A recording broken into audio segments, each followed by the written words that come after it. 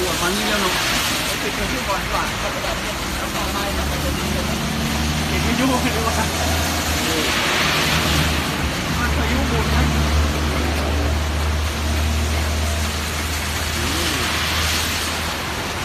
จะส่งไปทางไม้ดูนู่นขยะมันลอยนู่นนู่นไอ้งานยังไม่มาช่องนี้ว่ะนี่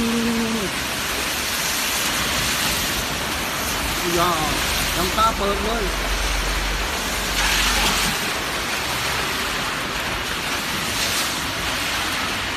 น่ากลัวนะ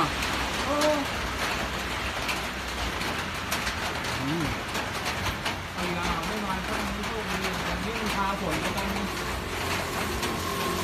อย่าดีมาเห็น ลูอะไรปิ้วอยู่ลูก